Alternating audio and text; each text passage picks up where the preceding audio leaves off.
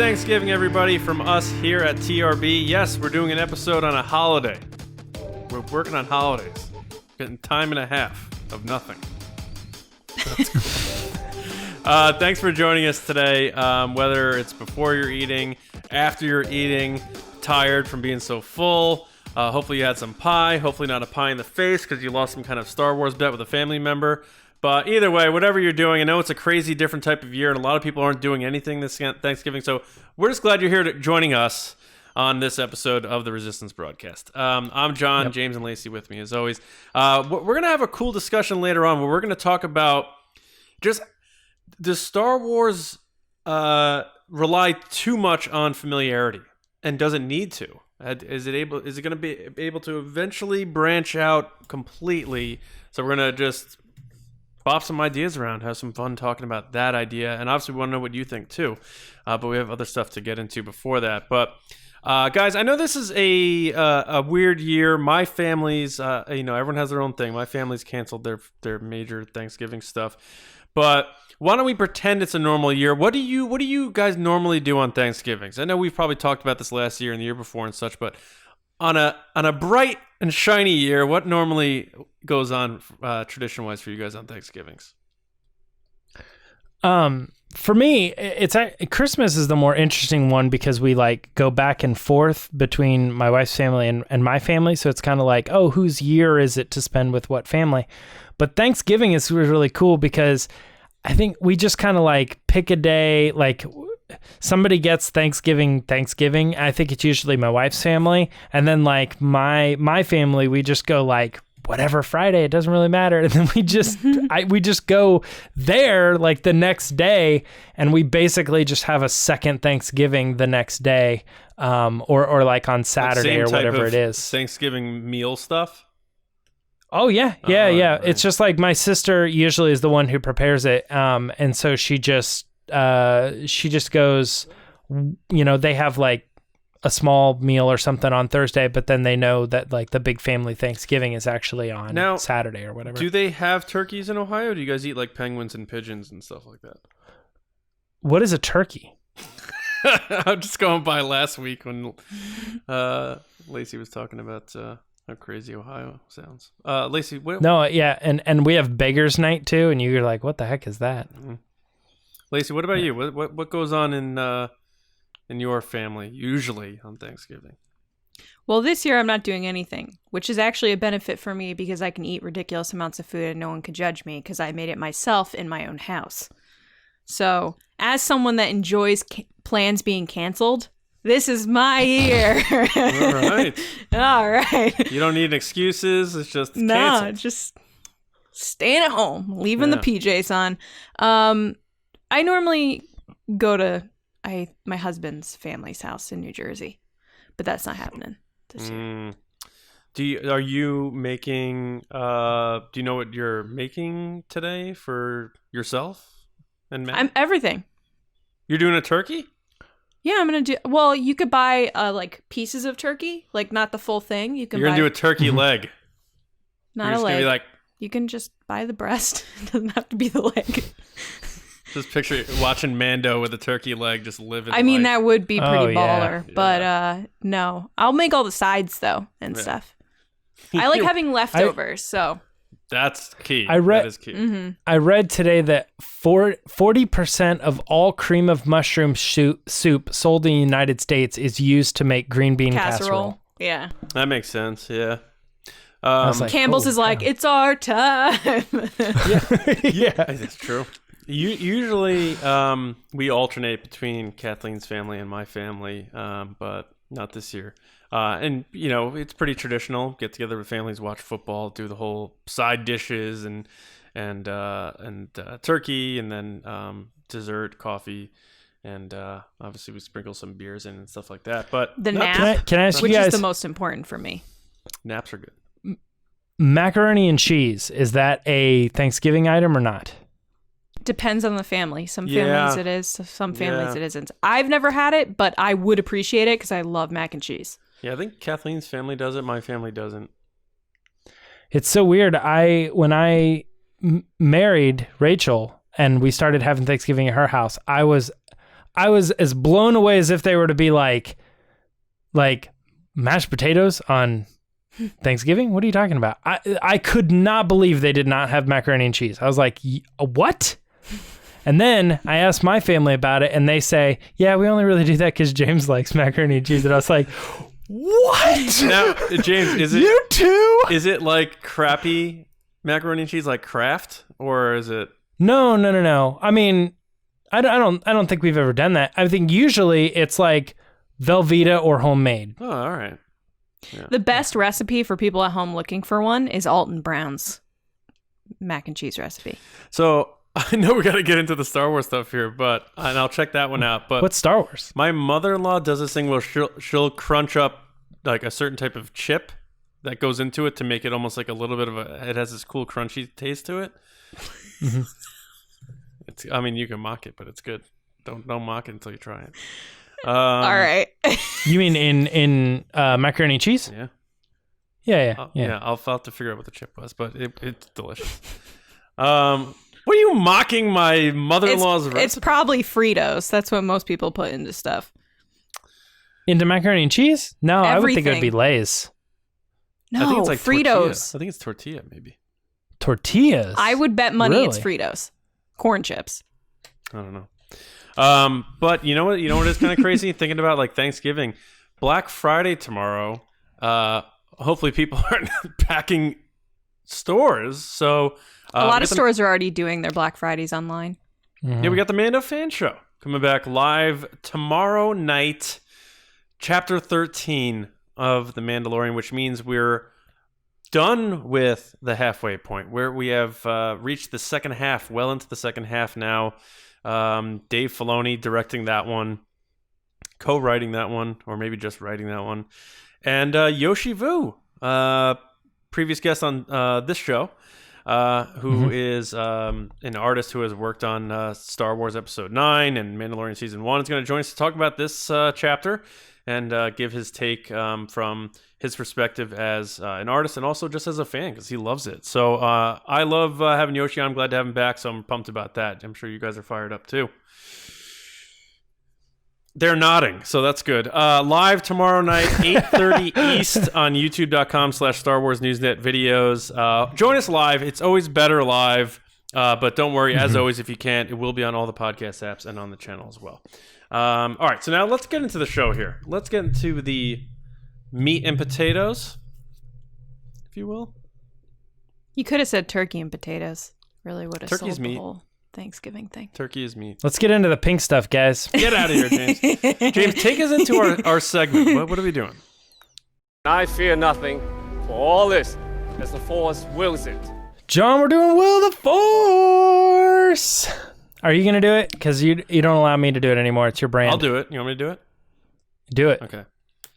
I fear nothing, because all is as the Force wills it back, baby! Cheer it. All right, so we're going to do Will of the Force this week. We got a couple questions. Specifically, some were submitted by our Resistance officers. How do you do that? How does one even begin to submit a question to Will of the Force? Well, you become a patron. You become a Resistance officer by heading over to patreon.com/Resistance Broadcast. At the $5 major level, you're able to start submitting questions, and we'll take the good ones, or not. Sometimes we shake it up. Make sure everybody gets a turn. $5 major level allows you to start submitting questions to Will of the Force, and that's not it though. I mean, guys, I don't want to get into it too much. You've heard it 1,000 times, but there's so much else going on over there. We got all the extra mini episodes, the Discord chat, specialty merch. We do the Q&A, and the generals and admirals get a specific like hangout session once a month where we just like talk about life and other things and kind of laugh and giggle about the stuff that's going on in the world. It's always a good time, but if you want to submit questions, join at the $5 tier, and you can get your question right on the show, and we'll answer it. Before we get into that, though, I do want to shout out the generals that I was just talking to. That's Carmelo, Andrew Staley, Jeremy Myers, Neel Shah, David Probus, John Risi, Micah Harrison, Michael Gaines, Jetta Rosewater, Bethany, Russ Harbison, Kendall Gelner, and Paul Olsen, right? Mm-hmm. Yep, you guys are the best, all of you. Thank you so much for being generals and supporting us at the highest level you can.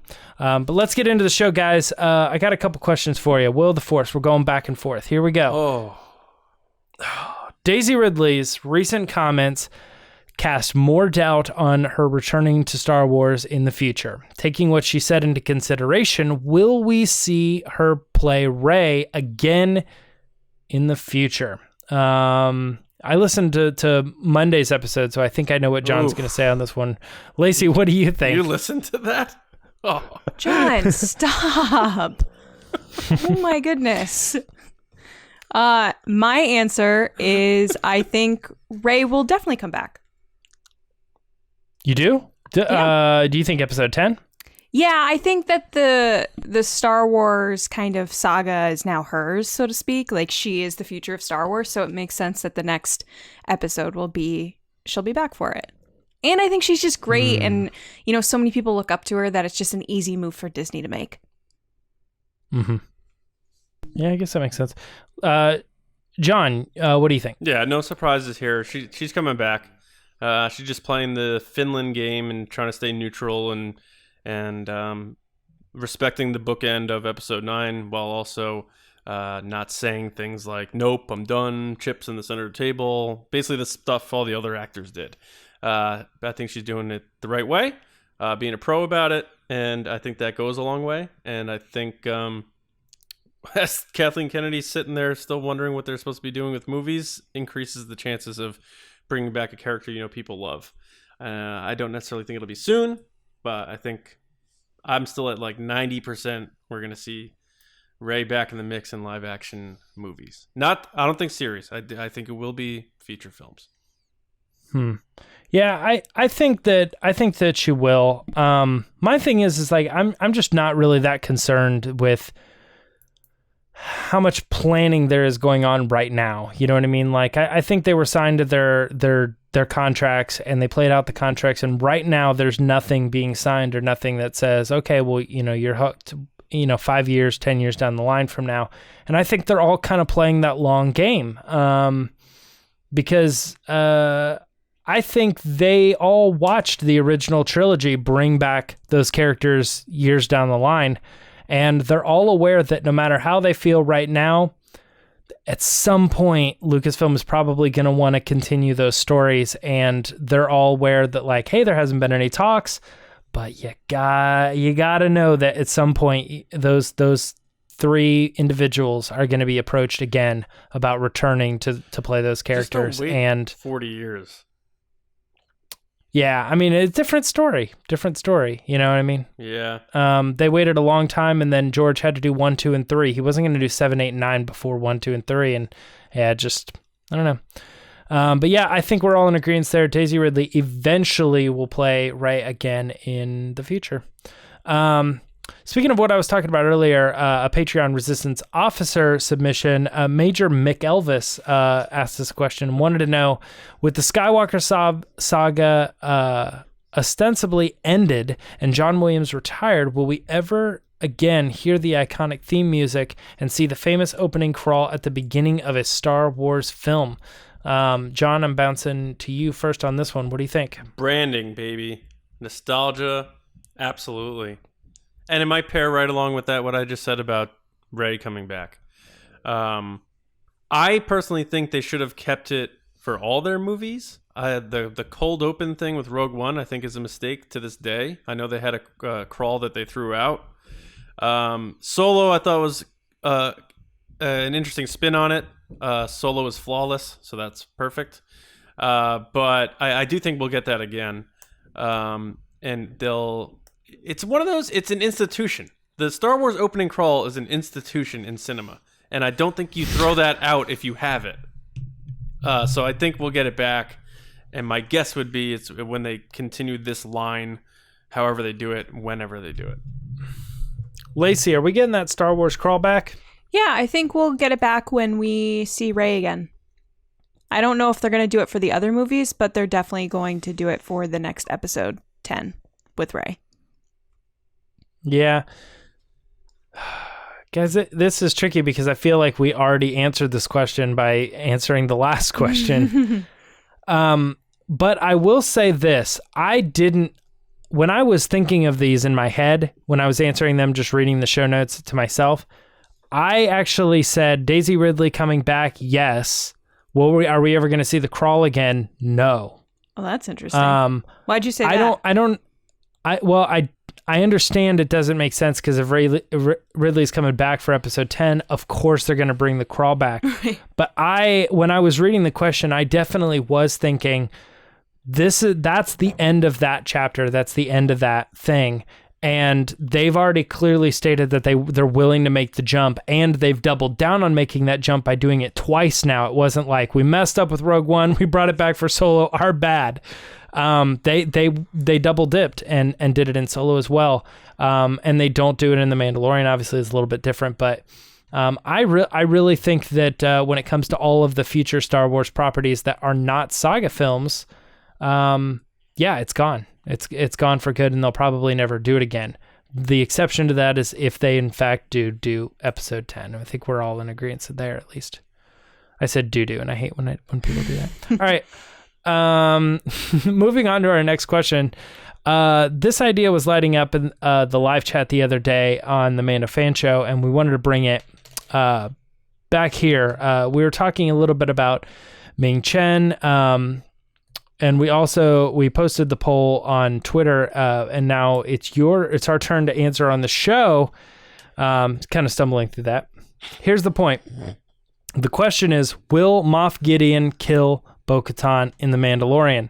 That's it, guys. It's a tough question, but Lacey, what answer are you coming up with?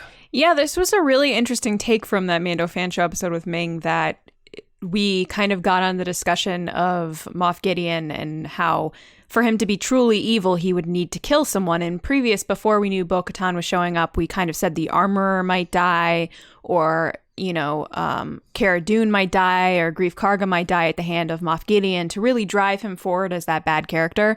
So once we got Bo-Katan in the show, it's like naturally she kind of shoots to the top of that list. So I think he might kill her, because then it would heartbreakingly end her line. Obviously, she set up that importance of her being the last of her line.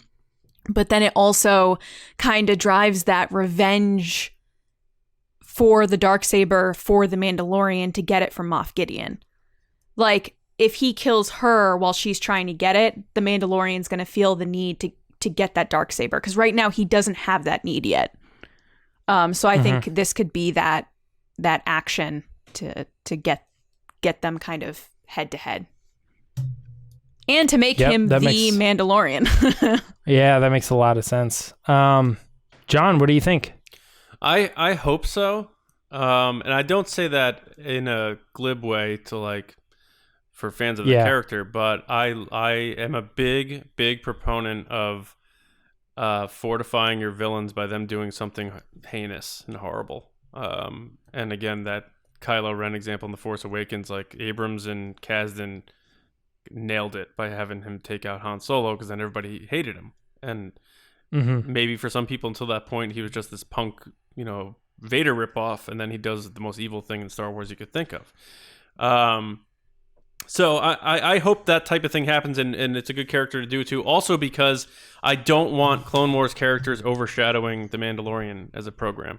And I felt like in that episode with Bo-Katan and that crew, Mando got a little side charactered a little bit there, except when he did that dive with the explosives. So I think this show is too important to stand on its own with Din Djarin and the child, that I don't want to see it become the Clone Wars live action series. So for all those reasons, I would love to see it. So I'm going to just say I think he will kill her. Yeah, so when it was brought up on the show, I really liked all of the reasons as to why it's going to happen. And as we're doing it right now, both John and Lacey, you gave perfect, great examples of why it should happen, and I'm with you. I hope it does happen, but I am going to play the odds, and I'm going to say it will not happen because there are so many other possibilities, different routes they could take to tell a story, and this is only one option, so you got to play it's like 1 in 100 or something, options. So I'm gonna take the chance that as cool as that story would be, as meaningful as it is,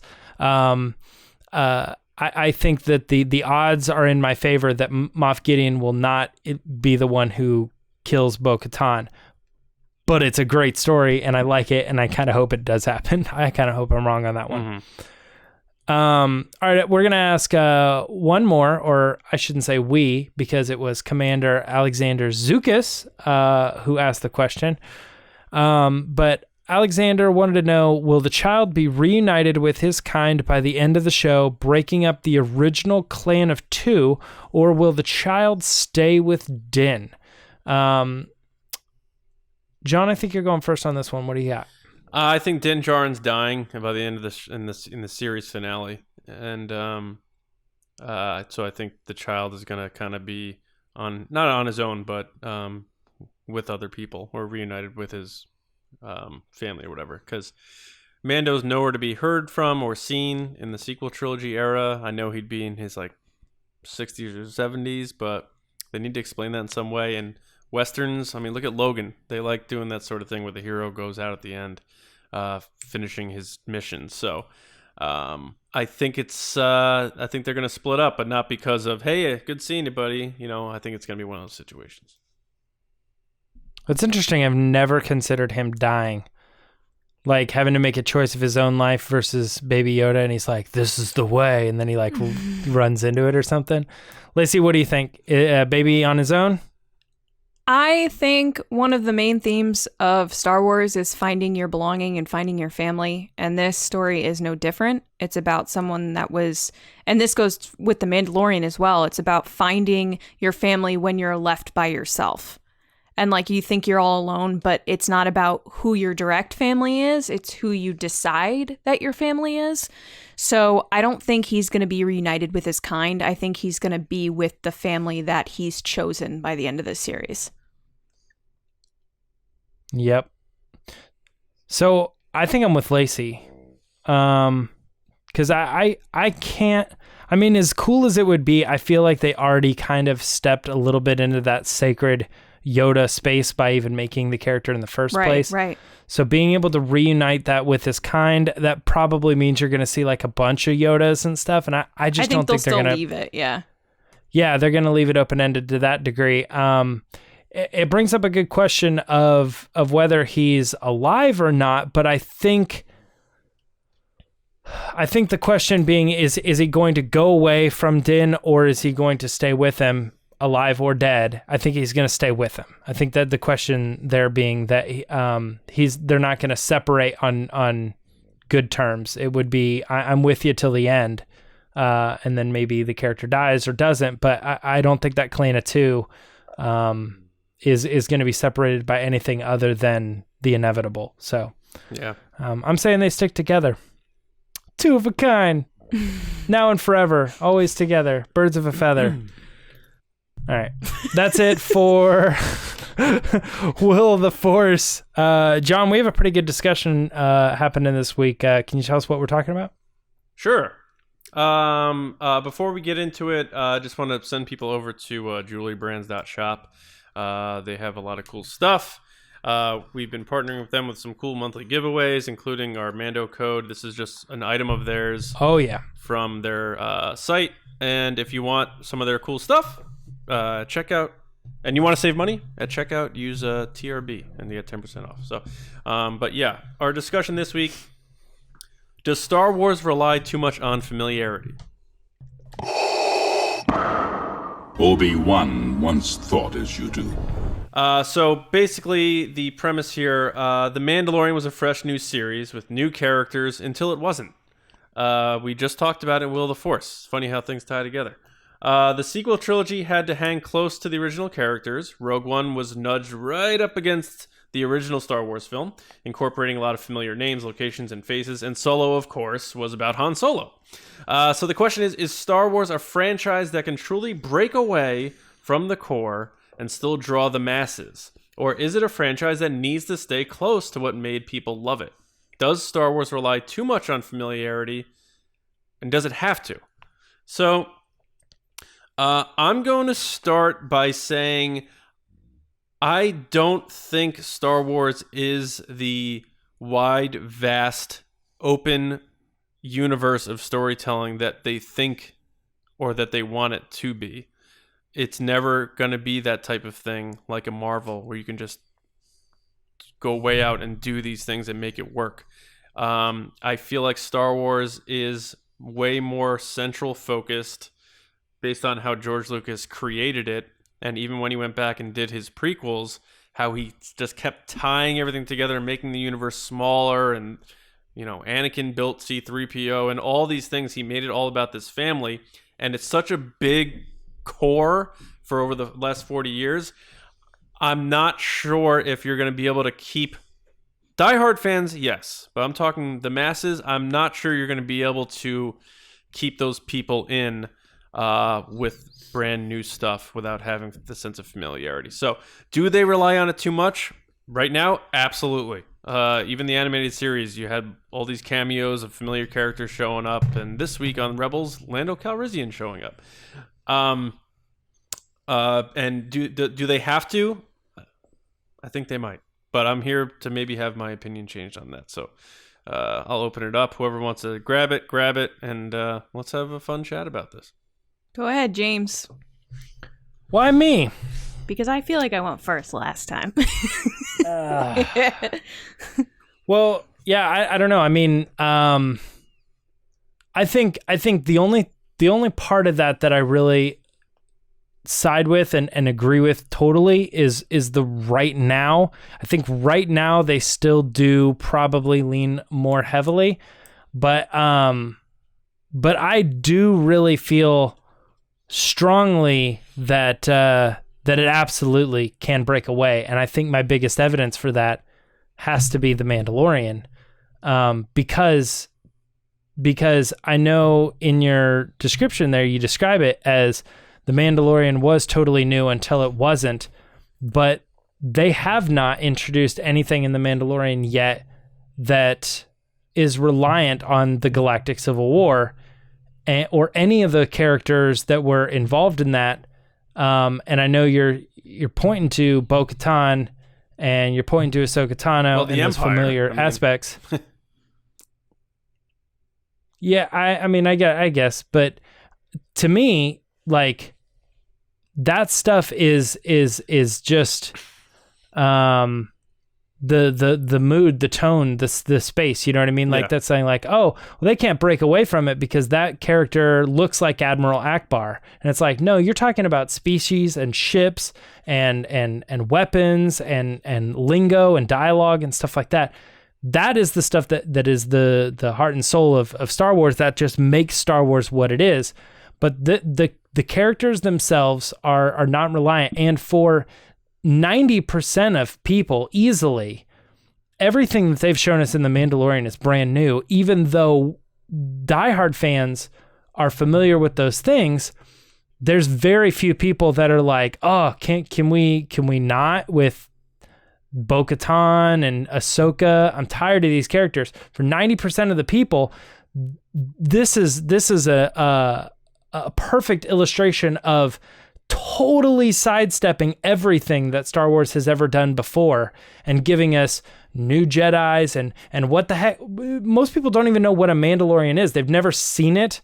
They're like aware that it's kind of like Boba Fett, but it's like loosely related, you know? Yeah. I really strongly feel like The Mandalorian is the perfect example of Lucasfilm saying, no, this doesn't have anything to do with all of the other movies that we've done before. There are no Han Solos in this. There are no Death Stars in this. There's no Darth Vader in this. And it stands entirely on its own. And I have more to add to this, but I want Lacey to jump in now that she's kind of seen both sides where me and you stand on it. Yeah, I think that the stance that you're taking, James, is a little different than what, when I read this question, I took it as. I took it as, does it rely too much on familiar? Ugh, God, this is such a hard word. I've had problems with this word before. Familiarity with characters that are Star Wars characters. And the way that you're using The Mandalorian as an example, I'm going to use The Mandalorian as an example of when we went into season 1 of The Mandalorian. You're completely right. There was so much there that the normal person wouldn't know what was going on. I would say even a lot of maybe casual Star Wars fans didn't know. And then even further, diehard Star Wars fans, it was all new. There was no baggage. There was no Luke Skywalker, no Han Solo, no any of that stuff. We're getting into season 2, and over the summer, as we got these rumors of who's going to be in the season, which, by the way, I stand by that I wish I didn't know that, who we knew was going to be showing up in season 2, I can't help but feel, as a diehard Star Wars fan, that I'm like, okay, the reason that I really loved The Mandalorian was because it was completely new. Because there were no fan expectations of characters. There were nothing of, this doesn't look like this, and this isn't right, and this isn't how I pictured this person, and oh, I know this, you don't know that type of, kind of, the Star Wars fandom at times kind of uses what people know as like a one-up. Like, oh, I read this book, so I know what this character is, therefore, clearly I'm more of a fan than you. Do you know what I mean? So I think that with season 2 in particular, while I've loved every single thing they've done, and I wouldn't change a thing about it, I can't help but have this itch in the back of my head where I'm just like, but why do we need to introduce these characters? Why did we have to bring in the Darksaber? Why did we have to bring in Bo-Katan? Why did we have to bring in Ahsoka? Why did we have to bring in Cobb Vanth and Boba Fett? Why couldn't the story just be the story of itself with The Mandalorian and these new characters that we've already fallen in love with? Why do we have to then grapple and grab onto these characters that we're so already attached to as Star Wars fans that we have to drag them into this property? And I feel like we saw it with Rogue One, which naturally, of course, it had something to do with the Galactic Empire and the fight and all that stuff, which is understandable, but their marketing was mostly Darth Vader. And he's in that movie not that much. And they were like, Darth Vader, Darth Vader, Darth Vader. And then with the sequel trilogy, hey, I loved Rogue One. Sequel trilogy, they pushed, Luke Skywalker, Han Solo, Leia, Palpatine, all these things, which is understandable. That's the story. But at the same time, you had characters like Finn, Rey, Poe Dameron, Rose, Phasma, Kylo Ren that could have carried the series on their own without the baggage of that other stuff, to me in particular. And I feel like they've fallen back on it more times than not, where they've said, okay, well, this is cool and I'm glad you like this new character, but hey, here's this other character that I know you really love. And I can't help but ask, hey, why aren't we just letting the Mandalorian be the Mandalorian? Why does he need Bo-Katan? Because you didn't necessarily need her to be in the show to explain what the Darksaber is. You could have had that in a back story, someone giving a monologue, Moff, Gideon, whatever. You could have had her mentioned. But the question is, why are they bringing these characters into live action in the sense of, are they dragging down the new characters or kind of taking the spotlight away? That's how I took this question. But I see how you're taking it, which is more of like, oh, is Luke Skywalker involved type thing. I wonder if Disney, probably more so Disney than Lucasfilm. Lucasfilm's like, yeah, we have full confidence that this was going to crush. But I wonder if Disney in the back of their minds are like, if they didn't do the Baby Yoda thing, what does this series look like from an overall general audience perspective?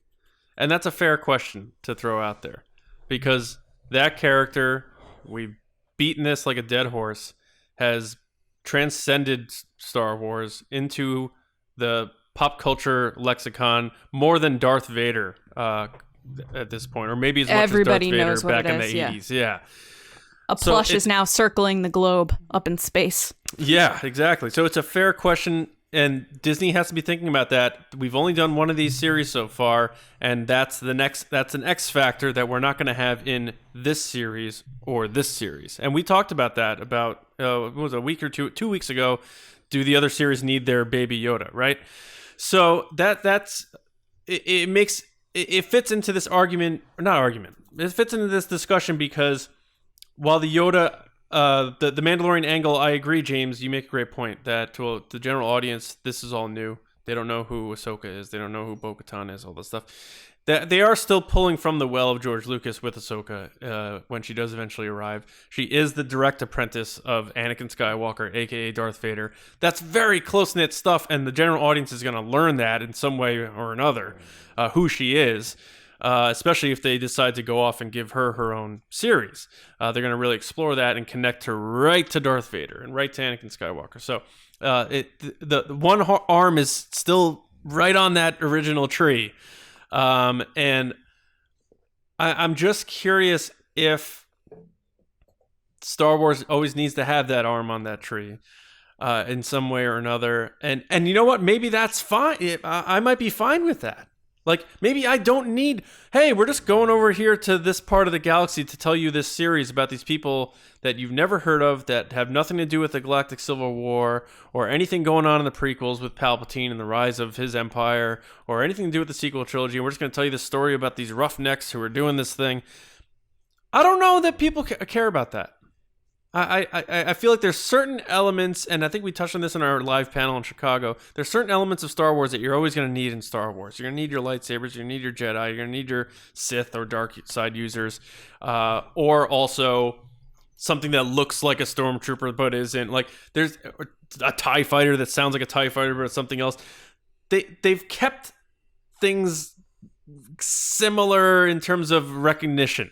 So you're in Star Wars. You know what I mean? I feel like you're just describing the world, because if they didn't do those things, then it would be like, this could be just any normal sci-fi show. That's kind of what I'm saying, yeah. So, yeah. And if you compare, I don't count those things. I think those things are always just going to be there. Then it's not galactic, because it's, you know what I'm saying? Like, something in our galaxy is going to be completely different from what's going on here. And Star Wars, you can't make that direct comp, I guess. So if they do want to say this takes place in a different part of the galaxy, unknown regions, even though they're getting a little more known every time we talk about them, this is happening, and these things are totally different. These things don't exist. I don't know how far they can stretch that rubber band before it snaps. Well, another point that I was thinking about going into this is, Not only do I feel very confident that Mandalorian has already taken that step forward, we're not going to get that with Cassian. We're not going to get that with Obi-Wan. We already know that because of the characters involved. Right, and the question is, who's going to show up is always the question. Yeah. But the thing is that Disney has already announced 2 other properties that absolutely are going to do this. Now, the question of whether those things are really going to happen or not, but Rian Johnson's stuff is absolutely away from all that stuff. They've said they are, even if that stuff never happens, they've already stated that that's where they want to go. They do want to separate themselves clearly from all the other stuff that's happening to a very strong degree. But if it doesn't happen, it has nothing to do with all that other stuff. Doesn't that support the argument?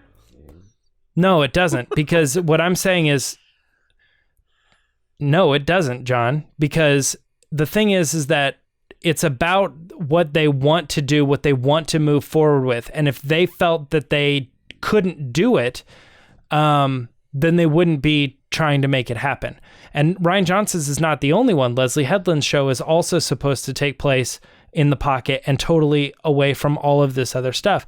That's then 2 properties that they've said it's absolutely happening. We are doing that's going to go even further and even beyond what you've seen already in The Mandalorian. This stuff has nothing to do with all the other Star Wars. It's still in the Star Wars universe, but it's over here and it's in a pocket. And I think the only thing you're going to come across are mild aesthetics when it comes to like ships and sounds and aliens and maybe planets, whatever.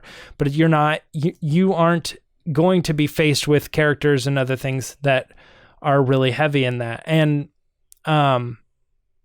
And again, like this is a minor point. I just wanted to touch on it because you said, Lacey, you know, that they're bringing in like Ahsoka and stuff. I still stand on the point that like, since the majority of people don't know who those characters are, that is them doing something that they've never done before and still staying away from that stuff, in the sense but that it's like still connected to Anakin though. That's the point I'm making. It's not the character itself. It's that you're constantly bringing these characters in that are then drawing it back to the Skywalkers. Yeah, but what we're starting to do here is that we're starting to play like the Kevin Bacon game. Like, oh, it's so many steps away from stuff that still counts, and it's like, but it doesn't. This character that is a direct apprentice was never in of any Anakin of the movies. Skywalker, though. Like, it's not 6 degrees of separation. It's literally a straight connection. So the Leslie Headland stuff and the Taika stuff and the Rian Johnson stuff, I am totally 100% excited for that because it has nothing to do, supposedly, we don't know, with anything that we've seen. That excites me like Mandalorian Season 1 excited me. I can't help but feel like we're falling into this trap with the Mandalorian Season 2 of we're bringing in characters that you already know. Like we're tying it back to a story that you already kind of know.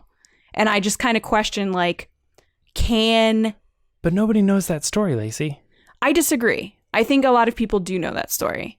And once they get into it, they're going to know it even more. I think there's a question here of, do they fall back on the Skywalker story? And I think that they do, often. Like, if they were going to do an animated show and they felt like the animated show wasn't really holding up very well, so they had to bring in characters like Luke Skywalker and stuff like that, like, then that starts to be the thing like, oh, they tried to get away from this and they couldn't, so they're bringing in these characters to boost it up and get people interested again. And I actually don't really think, I think that's maybe like sort of kind of where they're going with some of that stuff when we talk about like the animated thing, like Lando coming in, you mentioned, John. But like at the end of the day, Rebels does not survive because Lando's in the show and they were able to be like, you know, we know you don't really care for the show, but Lando's coming back, so please check it out. It's like, it's a marketing bonus. It's a way to kind of maybe hopefully get people there. But that show is not reliant on Princess Leia and Mon Mothma and Lando showing up in specific episodes. Devil's advocate. It definitely brought in all their own characters and stayed away from that stuff. Yeah, I'm not dismissing anything by saying this, but devil's advocate, a lot of people's favorite moments from Rebels or favorite Darth episodes Vader. are Vader versus Ahsoka, Obi-Wan versus Maul. A lot of that stuff is at the top of people's lists when they do their top fives. And I'm asking the question, has Star Wars created a new project that has no connection to something that came before it? The answer is no. So can they do it, and will people care? And I don't know what the answer is to that, but I don't know that they need to, is my point, I guess. Sure, of course. And I think a lot of the critiques that Star Wars has gotten in this Disney era is, are they pulling too much from what we know? Yeah. Are they falling back on the nostalgic stuff and the fan servicey stuff? And then on the or flip are side, they taking risks? Some people say they're not doing it enough. So it's like this juggling game. And James, you bring up... It's so weird to me. I'm not trying to hammer you. I can't... You bring up... Yeah, because I can't side with this at all. But like, it's so funny the way you guys are wording it. I'm like... They're not. It's like, I don't think you could bring up the Rian Johnson no movie fan thing, knows though. who Ahsoka is. I don't think you could bring up projects that haven't happened yet, because if they don't happen, then to me, that is a part of, well, they couldn't pull it off. If allegedly Rian Johnson's supposed to do this wholly brand new thing, and you know, until we see those projects come out, they don't exist, in my opinion. They're not canon. They're just in development projects. I know what I completely get what you're saying, and you're 100% valid in that. But in my mind, unless the project comes to a finalization, irrelevant. Because the whole point is successfully putting it out there and having it received by fans and accepted as a part of the canon. At least it's a big difference from having no project, like every project that's announced is clearly tied to something that they've already done. Sure. No, you're right. You're right. There's definitely a big difference between they have like, as far as we know, there's 4 projects. There's Cassian and Obi-Wan, and those are definitely tied in. Bad Batch, and then they have... Oh, well, I was looking at live action stuff, but then they have the Leslie Headland thing and the Rian Buccaneer Johnson stuff, thing. and those are... Yeah. I guess they have the Taika Waititi thing, too, which we don't really know what that is, but potentially that also is something that is going to... It's not going to be episode 10, and, I mean, it may or may not tie into a character that we already know, but I feel like they probably would have said that it's going to revolve around this very big thing that is associated with the movies you've already seen. So I feel like if you had to roll the dice on it, it's more likely that it's going to be separated from this stuff than it is. Yeah. It's almost like 3 in a way. Also, which to me that seems like more the future. High Republic, like, they'll probably deny this too, but I almost feel like Yoda might have been a late ad. I mean, like, let's get something in there that can sell some books. You know, and they could have done without Yoda, but he needs to be there because he's been training Jedi for 800 years. But then again, that's a tie. So they're doing this whole brand new section. We've never explored it, but pop, there's Yoda right in the middle of things. So again, that one I got to cross off too. One other thing as a side note, I'm going to throw out there. It just came to my mind. Bo-Katan referring to Ahsoka Tano to Mandalorian before we see Ahsoka kind of ruins the reveal anyway.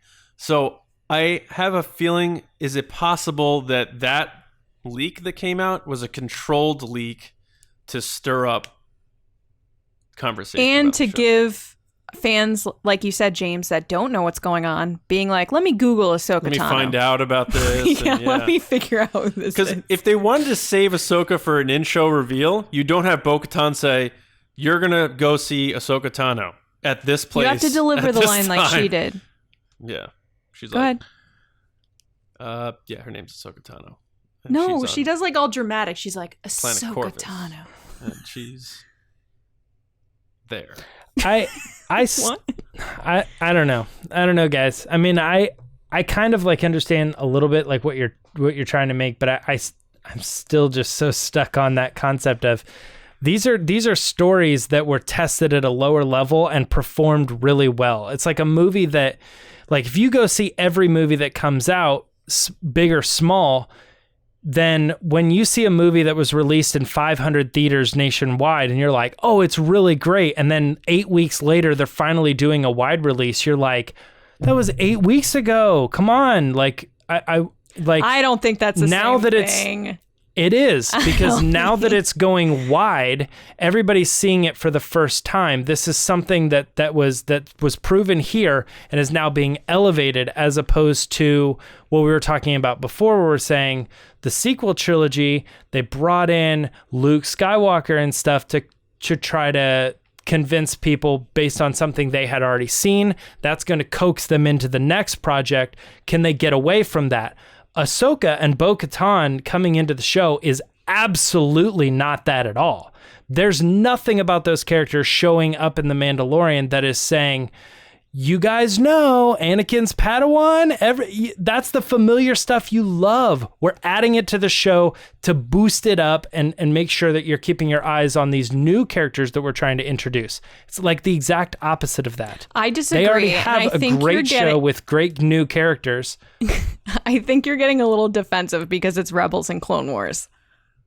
Because I know you really love those properties. I'm the one saying nobody watched those shows. I disagree. I'm the one saying that that's watched it. new material to a lot of people. Because a lot of people watched it on Netflix, and then it was one of the top streaming shows, Clone Wars, on Disney+.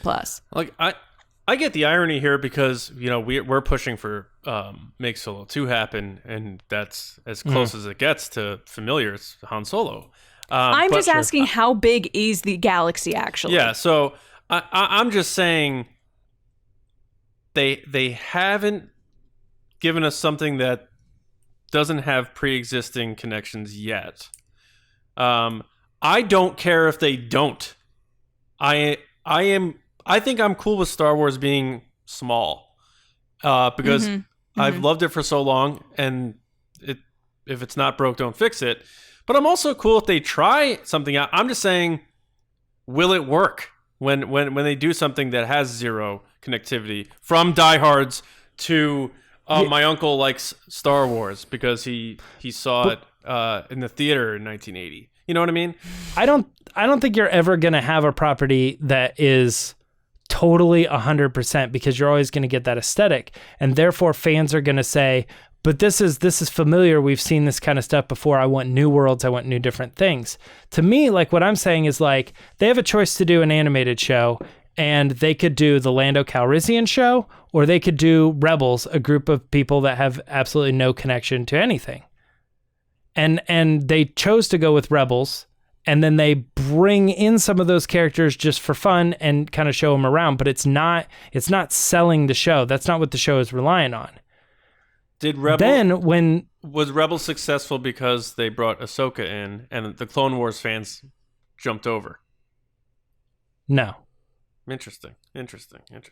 Because Rebels was successful in its first season anyway. Different show, right? The tone of it changed quite a bit over the 4 years. Little Kitty first season got kind of serious season 4. Like they went through this evolution. I mean, kind of, but It kind of grew up with Ezra, right? yeah, I don't know. I feel like I'm trying to see like, how do you guys not see 2 + 2 = 4 here? And it's crazy to me because I can't understand how you can't see that they're not relying on the stuff that they have, or else they would only be putting out that content. We got The Mandalorian. We did not get like a Solo show or a Luke Skywalker show or something like that. But they're allowed to do that stuff. Oh, yeah. Every time you have like 100% of a project and that thing is new and it was really successful and everybody loved it, when they do the next one, they're going to bring in, like they're going to do 60% new stuff in the sequel and then 40% stuff that's familiar to whatever. Sure. And it's all about drawing that line of how much familiar stuff you're bringing in. And I feel like Star Wars does a pretty good job at doing like maybe like I don't know, it's 75-25 generally. Like some of that stuff carries over, but there's enough new content every time they come out with like Resistance or Rebels or Mandalorian, probably more than anything. I'd say that one is like 97% new. I mean, very, very little of that show is even familiar. Like you could say Bo-Katan, you could say X-Wings, some Empire stuff, but I consider that stuff like aesthetic. It's really just characters. Yeah, I don't know. Well, Star Wars is character first, in my opinion. It's Yeah, you said the Empire, and I was like, well, I kind of don't really count that because like, I don't know. When you're in a galaxy that was ruled by the Empire, it doesn't matter what pocket it in. Someone is inevitably going to be like, Empire. Yeah, I think... And you're like, there it is. There's the connection they rely on. I'm like, no, it isn't. I think that's not a connection they rely on. From the diehard perspective, fans lean more towards wanting connectivity because just even farming questions for Will of the Force or Ask the Resistance and stuff, or even the Patreon It's always stuff. who will show up. How does this relate? Yeah, do you think Thrawn is going to show up in this? Do you think, and we all know who's asking those questions. I'm looking at you sooner, Thrawn. I love you, buddy. Sooner or later, he'll keep asking about Thrawn. I think I even disagree with what you're saying there. Okay. That's not what Star Wars fans do. Oh. Okay. I completely disagree, and that's why we got Who's Ray's Mom for literally 4 years. Okay. Here's why. Star Wars fans are not going, give us like, all I want in my next property is this character and it totally be about that character. What they want and what they're usually asking for is the side pocket. They say, let's move away, let's branch off, let's show us new characters, new worlds, new examples, and they do that pretty successfully. When they get that, they're excited about that, and they love those characters, they love those new things. People love Rey and Finn and Poe. It's all new. They love Kylo Ren. It's all new. But it's it's great when you get to see that new stuff that you love, that 75%, meet up with that 25% that you're familiar with. That's when it becomes really cool. You're talking sequels. And that's why you get a lot of questions. What? You're talking sequels, though. No, I'm not. I'm talking anything that any new property that comes out. Call it Rebels, call it Mandalorian. They want Mandalorian. They don't want an Ahsoka show. They want Mandalorian. They want new. They want fresh. Yes, they do not want an Ahsoka show.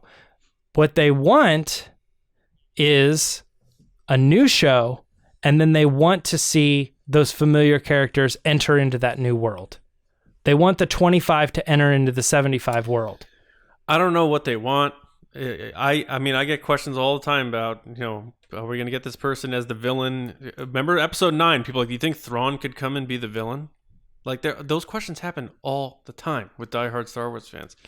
I think a lot of people really like the idea of Solo, and that's Solo 2. Sorry, that's arguing kind of against my point. We are arguing for a continuation of something that we've already seen. We're not arguing. We're discussing. Well, we're at different points. So. We're discussing.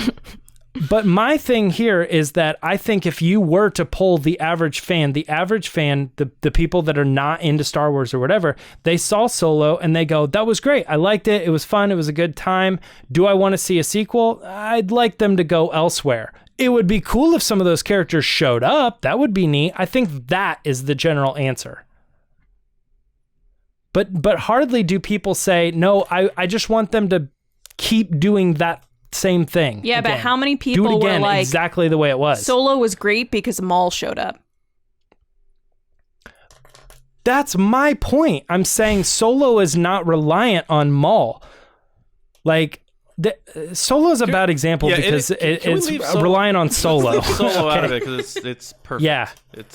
What I'm saying is Rogue One is a great movie on its own. It did not need Darth Vader, but it got elevated because they brought in Darth Vader. He does not carry the movie. He is not the reason that story works, that people feel invested in that character. He carried the bags because of cash he only to the box office is what he did. You guys are impossible when it comes to we're not impossible. James, we just don't agree with James, you. James, you're saying that the movie was only successful, was only a good movie because Darth Vader was in it. James, can Rogue One be a great movie and also admit that Darth Vader helped boost box office returns because of how they marketed it? And it was was on the poster, he was in the trailer. Yes. I'm not denying that, but I think you guys are saying that it's such a huge reason that it was successful. No, I'm saying I think you are basing it more on if it wouldn't have had that, it wouldn't have worked. Dude, we're just saying that it got people that don't know who Rogue One is, what Rogue One is, it got their butts in the seats. I'm not saying it's a bad movie. I love that movie. That movie's amazing, but it attracted people in with Darth Vader being that big shocking moment at the end of the trailer, for him being on the poster. That's what got people in. So that's kind of like where this question in my head was, do they need that? Do they need that to sell these properties? What is that balance between bringing people in with that character, or is it too much to be bringing in these characters every episode? Yeah, I think when it comes to the Rogue One thing, I think you need to compartmentalize what I say about that. Rogue One is an amazing movie. So, yeah. I love Rogue One. I love all the movies that have come out in the Disney era. I can also recognize that Disney is smart and they're like, this guy's around during this era. Let's put him in the movie. If he's going to be in the movie, we're slapping him on everything so we can make more money. And there's nothing wrong with that. And it doesn't mean it made the movie better. It doesn't mean it made the movie worse. It just is a brilliant and smart marketing move. Yeah, marketing move. So when I say that about Darth Vader, I'm not talking about the quality of the movie. I love the movie either way. So just trying to make that clear here. We all agree that what's going on here is you can't just redo Star Wars. You have to tell the story moving forward or whatever. You have to tell other stories. Tomorrow there's a news and you're going press release. In that process, you're going to have something that is inherently new and different from the story that you've told before. but it always helps when you bring in some of those familiar elements into the new show or into that new property. Where our stances are on this, I fall on where's that line, that 25-75, right? I tend to think that Disney is doing a very good job at moving forward away from all that stuff and doing just enough of that fan, payoff or recognition. I don't think we're saying they're doing a bad job, kind of place that stuff. I think you guys are saying that it relies on the There's a difference nostalgia too between much. saying that we think they bring in a lot and they're doing a bad job. That is two completely different opinions that we are not saying. You said that you liked Mandalorian when it was season 1 and it didn't have all the stuff that was familiar. And I also said I liked this season as well. But you would like it more if it wasn't doing this. I didn't say that. I said I question how many people they're bringing in. You're taking this as then what are we talking about? You're taking this as a negative, man. You're taking this as like I'm saying it's not good because they're bringing in those characters. I just question, do they need to bring them in or not? I'm not saying it's bad that they are, and I'm not saying they're doing a bad job at what the ratio that they're bringing people in because we're only, halfway through the season? I'm just questioning, do they need to? We need to separate this. I absolutely feel that the question, which is our discussion, does Star Wars rely too much on familiarity? And we come up with an answer. I say, absolutely no, they don't. It's there, it exists, but they are doing a good job at moving forward and telling plenty of other stories that do not have to do, that rely on the familiarity of those other things. Whereas the vibe that I get from you two, and you can clarify differently, I think you generally say it's not a bad thing, but yes, they do. They need those Darth Vaders to sell the movies. They need those Lando Calrissians to put Rebels into a position where people are actually watching it. I disagree.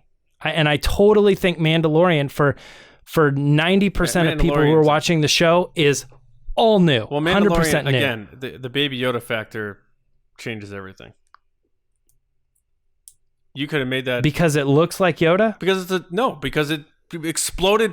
It's the where's the beef? It's a thing that transcends time. It's a pop culture explosion. There's people I know who never watched Star Wars before who are getting up and watching The Mandalorian because of that freaking character. So I think The Mandalorian is tough to say, see, it worked because of that guy, that variable. Yeah. And I understand. I feel like that there's so many other examples, that just point to that's the direction Lucasfilm is aware of, and that's the direction they're moving. I think we do these discussions a lot, and a lot of times for whatever reason, like James, you're on one side, and Lacey and I are on the other side, but her and I are coming from two different angles, and you think we're both saying the same thing. What I'm trying to say is, I haven't seen Star Wars create a product that didn't reintroduce existing popular characters, regardless of what type of fan you are. They haven't done it yet. They haven't told a new story that said, I have no idea what's happening here. I don't know anyone or anything like that.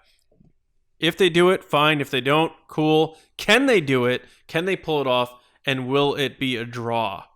We haven't seen that yet, so I'm just curious if it's something that can be done at a high level. I guess my quick thing to that is I don't know what you're asking for because I don't think that would ever exist. Oh, they would never do that. All right, so the Leslie Headland thing, which is supposed to be that, you don't think is going to come to fruition? No. I guess it depends on what you mean, because I'm assuming that things like the aesthetics of Star Wars. No. I don't mean okay. A barrel that looks like a spittoon from the Tatooine Cantina. You know what I mean? I'm talking. Yeah. I'm talking characters that have history enriched in the lore and canon. Like Leslie Headland ends up to be doing the Dr. Aphra series. No, and that would be different, but I don't think that is the case because they've clarified that her series is characters we've never seen before in a pocket that we've never seen before, And even if those characters meet up with certain characters that we have, I still fight that side, but I understand you're saying that then that immediately qualifies because you're bringing in another character. My last point on this is disqualifies. the biggest flex here is obviously Disney. What kind of risks do they want to take with this IP, especially with them getting absolutely hammered this year financially? Do they want to green light a $100 million series that has zero connection to anything that anyone has seen in Star Wars? That's a hard sell to me. So, and again, they just did it with Mandalorian. I don't get this. First of all, that was before they took the hit. And that was Jon Favreau pitching a Boba Fett series and them saying, no, you can go do this. That's fair. Everything you've made has turned to gold. We're feeling kind of comfortable about this. There's a huge significant difference between Leslie Headland's show being Dr. Aphra, a character that that's not fans know, that was a hypothetical. versus her creating a brand new character for a whole new audience, and then Dr. Aphra showing up somewhere in the show. Especially when you consider that, for the most part, nobody even knows who Dr. Aphra is. So that's still, for 90% of fans, a new character that's never been touched before. It still stands. I know, but I'm saying it still stands that when the 90 percentile of Star Wars fans watch that show, it's all new to them. Even if there's tons of things that they don't even recognize or things that have already been utilized before in other properties. They're like, I don't know any of these characters or people or whatever. You're not wrong. It's all new to them. But where you lost me was when you started getting into the Rian Johnson thing and the stuff that hasn't been made yet. Because if it's not made, then that almost swings it to the other way, in my opinion. But again, I think what has happened this year, at least for the next couple of years, changed the game for Lucasfilm and for Disney, where they're gonna play it a little safer to try and make up some losses, and they're gonna take less risks. And that's just my speculation on that. But Disney's all about business and dollars, so if they decide to make an animated series with Luke, Han, and Leia instead of doing an animated series about some pirates over in the Outer Rim, yeah. You know what I mean? Yes. No. He doesn't. Okay. All right. Well, all right. So, Lacey, you have any final thoughts? And I'll let James close us out. Not really. Yeah. All right. James, I think I've said what I wanted to say. We're all sighing. We're like, oh. Yeah, I know. I mean, we've said all of our points so many times. Yeah. I guess my final thoughts, and everybody knows what it is. I just feel like Disney has done a really good job at recognizing that people don't want the same content repeated. They want something new and fresh. But if you break away from something that's new and fresh, like you have Die Hard 1, oh, wow, that's awesome. We loved it. We're going to do Die Hard 2. Bruce Willis isn't in it. It's like you break away from that too much, it's never going to work. You have to have that blend of old and new, and it's always going to exist. And in my opinion, I think a lot of the things that we're discussing tonight are things that are saying like, hey, it's connected because this character knew this person and this person knew this, and this was from this other show and stuff. And I'm like, but I still think that the mass majority of people who are going to be watching Leslie Headland's show or Rian Johnson's trilogy, or even in this case of something that we have tangible, The Mandalorian, people don't know these connections if they do ultimately decide to add them to those other shows too. Yeah. There are ways to get some fans involved and feel excited like there's a little bit of a crossover there. Yeah. But to the mass majority of people who are watching these things, they don't know who, like, say, a Dr. Aphra is. They don't know what Mandalorians are. They don't know who Ahsoka or Bo-Katan are. And these characters being brought in are just like, they're watching the show on a regular basis going, man, I'm really surprised they haven't brought in anything that's like Darth Vader or Luke or some sort of connection to something that we're familiar with. This show is just all new content. 100% new content. Yeah. And it's very small amount of people that are going, but it's like but 90% new content. but I would just like to say I don't think Disney's doing a bad job. I feel like that's been No. twisted in this conversation, and I don't think that they are. no, yeah, we all like what's been going on. But anyway, you don't get a lot of people didn't get to sit around their tables this Thanksgiving and argue with relatives, so we wanted to give you that experience. Right here on Apparently. this episode. And next week, Luke Skywalker is going to show up in The Mandalorian and just blow the whole thing up. No, but this was an interesting discussion and a fun one because varying point of views on this, and I think all good points. And the bottom line is we all love where it goes, so which is always a good thing. So definitely let us know in the comments what you think. Where do you sit on this, or do you have a completely different vantage point that we haven't brought up that you can inject into this conversation down in the comments? Of course, hit us up on Twitter at RBATSWNN, Instagram, The Resistance Broadcast, or if you're shy and you just want to say, like, I want to tell you guys, but I don't want to get dragged. That's a thing. resistancebroadcast@gmail.com. But now we are going to hear from you because we're going to do a little bit of little fun in Resistance Transmissions. All right, guys, it's time for Resistance Transmissions.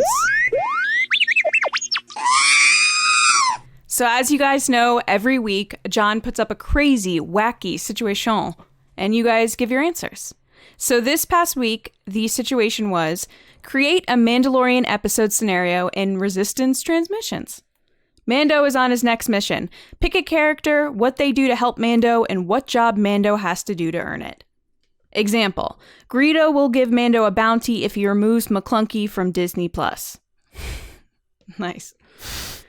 All right, first up is Joey Sack at Joey Sack. What's up, Joey? How's it going? He got his handle. So He did. Yeah. He said, Maul will give Mando the Darksaber if Mando can locate Kenobi.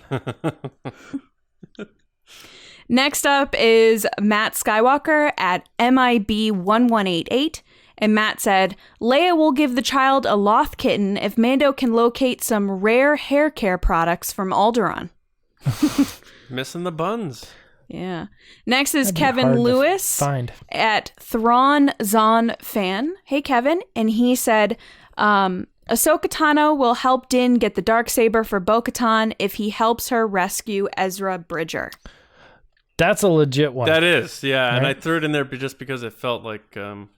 That would be cool. Yeah. Next up is Mello at a Gray Jedi. Hey, Mello. How's it going? Mello Long just time no went down chat. a little bit of a Batu.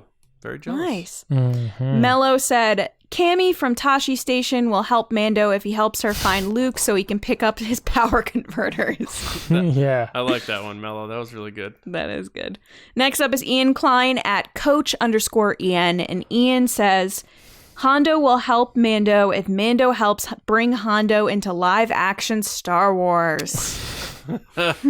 Is that meta? Is that considered meta? You know what's weird about that one is that out of all of these, they all basically read the same way, but that was the first one that I heard as like a Neanderthal, like Hondo help Mando if Mando help Hondo. I have to break the fourth wall here. Sometimes these tweets are written in a way that is tough to sell, especially if they add a GIF or something. And I took out a lot of meat out of this tweet to get it to the bare bones. Oh, sorry, Ian. Yeah, sorry, Ian. Next up is Mark at I'm the caveman, I guess. _awaken. So, kind of vacans. Mark said Droopy McCool will give Mando flute lessons and a spot in the Max Rebo band if Mando can get some Botox for Droopy so that he won't be so droopy. Then he can change his name to Facelift McCool. Wow. I don't know why I read that like tweet as like a Norm Macdonald bit. I don't know. I just thought that was funny. Next is Alex Zukas at Zubaka, and Alex said, Jacked Fish will show Mando the way through the planet core if Mando shows Jacked Fish the way, but he spelt way, W-H-E-Y. Whey protein. Alex is like the biggest hype man for Jacked Fish. Alex, we need to get like Alex a poster of Jacked Fish sticker or something. And last but not least is Brian Ward at Brian E. Ward, who said Cara Dune will help Mando find the forest planet of Corvus if he stops wearing a mask. Oh, jeez. I laughed so Brian. hard at the Brian is funny, man. Brian, guys, thank you so much. He's a great artist too. Yeah. Yeah, thank you so much for being a part of the show. We really appreciate it. If you want to be on the show next time, make sure to follow us on Twitter at RBATSWNN and look for the scenario every week, usually Tuesday, Wednesday, with hashtag Resistance Transmissions. Back to you, John. All right. Yeah, thanks everybody for listening or watching and being part of TRB. We hope you enjoyed the episode. We hope you enjoyed the discussion. Sometimes we debate stuff and we go at it, but we're still friends. We're still sharing our Thanksgiving desserts and coffees. So cheers to everybody out there. Hope you're having a good, weird Thanksgiving, staying safe. We hope you had fun with us here. Make sure you do subscribe to the show, though, because right now we're on a slate of 3 episodes every week. That includes Monday and Thursday for TRB right here. But, of course, like tomorrow, the Mando Fan Show live, 8:30 East on youtube.com/Star Wars Newsnet videos. We have Yoshi Vu coming back on the show, and a lot of people loved when Yoshi was on TRB. But he's going to come back and spit some art knowledge about Mando, and we're going to have fun with him there. And again, subscribing is key because that show is going to be on all the podcast apps and the channel if you can't make it live. So you got 3 episodes from us every week. Subscribing and hitting the bell for the YouTube folks is important because then you get the email, hey, TRB's out there. Go watch it.